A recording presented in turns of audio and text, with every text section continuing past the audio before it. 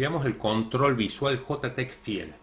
Así como podríamos decir que el control JLabel reemplaza la salida estándar System Out Print que hemos estado usando constantemente en las aplicaciones de la línea de comandos, el control JTextField cumple la función de la clase Scanner para la entrada de datos. ¿Sí? El readLine, podríamos decir, de la clase Scanner para leer una línea de texto.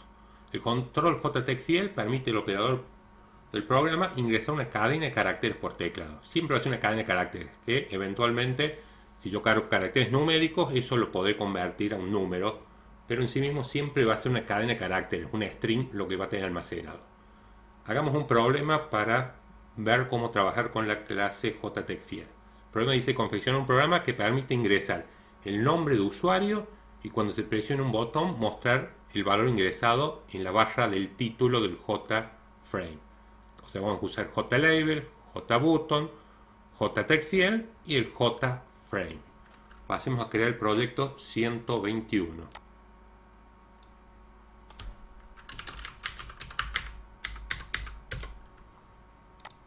En el proyecto J121 vamos a crear la clase, como siempre, formulario. Y la mecánica hemos dicho, heredamos de la clase JFrame en la main.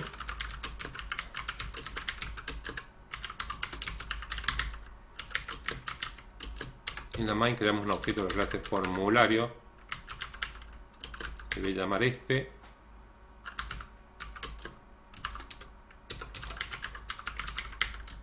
Hay que importar, por supuesto, la clase JFrame, ubicarla, la vamos a ubicar en la 00 y lo vamos a hacer de ancho 350 por 170 píxeles de ancho. La vamos a hacer visible a nuestra ventana y finalmente set default close operation exit on close para que cierre la aplicación cuando se presione la cruz de la ventana. ¿Qué atributos vamos a necesitar? Un JTextField, un label y un JButton. Vamos a definir un JTextField, es la nueva clase que estamos viendo, le vamos a llamar TextField 1. Hay que importar la clase JTextField. Vamos a definir un JLabel donde va a decir usuario. Label 1 lo vamos a llamar el objeto. Importamos la clase JLabel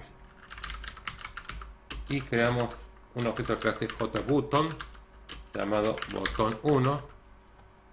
Importamos la clase JButton. En el constructor desactivamos el layout heredado y procedemos a primero crear la label. Vamos a crear que va a decir la etiqueta usuario, dos puntos. Lo vamos a ubicar al label 1 llamando el método setBound en la columna 10 fila 10, 100 píxeles de ancho por 30 de alto. Lo añadimos al label 1, al JFrame, al formulario propiamente dicho. Creamos ahora el TextField 1, un campo de texto significa, llamando al constructor de la clase JTextField y no le pasamos nada como parámetro, un string vacío. Si le pasara un string con datos, no le paso ningún parámetro, pero si le pasara un string con datos, esos serían los valores inicial que tendría el TextField. Ya lo vemos a eso. TextField 1, setBound, lo vamos a ubicar y al TextField lo vamos a ubicar en columna 120, fila 10, columna, no, ancho 150 píxeles por 20 píxeles de alto. Finalmente lo añadimos y nos está faltando crear el botón 1 igual a new JButton con la etiqueta que diga aceptar, lo tenemos que ubicar al botón con el método setBound. Lo vamos a ubicar en la columna 10, fila 80, ancho 100 y alto 30 píxeles.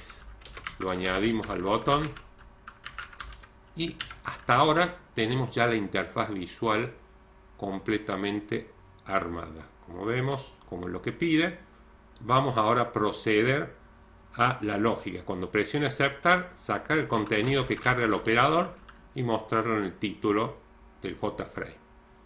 Recordemos, para capturar el clic de los botones tenemos que implementar la interfaz Action Listener o indicar que vamos a implementar la interfaz Action Listener. Importamos la interfaz y implementamos add un implement method y ya tenemos el Action Performance.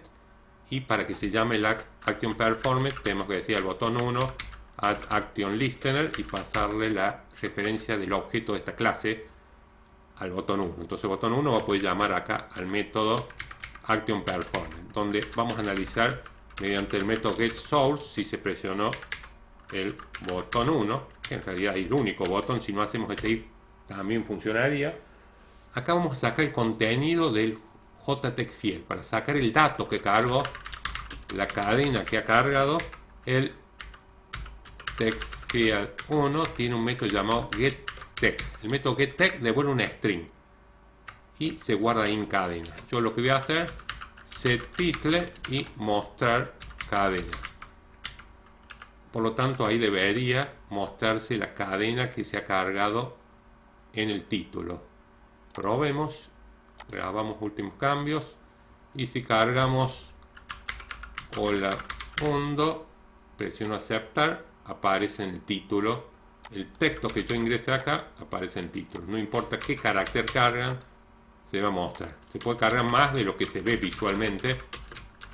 Un texto, una string de cualquier tamaño podemos cargar. Y ahí vemos, por supuesto que ahí no se ve todo lo que se ha cargado. Cualquier carácter está permitido cargarse. ¿Sí? Entonces tenemos resuelto este problema de ver cómo sacamos el dato de un TextField. Lo nuevo, hemos visto la clase JTextField que podemos pasarle acá al constructor que no tiene parámetros, inicializa vacío. Valor inicial, va a aparecer el texto que le pasemos ahí como parámetro. Por eso ya aparece con el texto valor inicial. Yo puedo crear un JTextField y que muestre un string inicial. Tiene varios constructores, como vemos, el que estamos usando es el que no tiene parámetros y sabe que tiene que inicializarlo vacío el JTextField, sin ningún dato. Por supuesto que yo acá lo he sacado una variable auxiliar. Es muy común después que en vez de sacar una variable auxiliar llamamos al setText y pasarle lo que devuelve el getText del TextField 1. Ahí no guarda una variable auxiliar. El resultado es exactamente lo mismo. Si cargo Diego, aceptar y esa cadena se muestra sin haber guardado una variable auxiliar, sino directamente el getText, el string que devuelve, se lo paso al método setTitle. Entonces setTitle es un método heredado de la clase JFrame y lo que hace, cambia el título de la ventana. Hasta acá presentamos la clase JTextField. Gracias.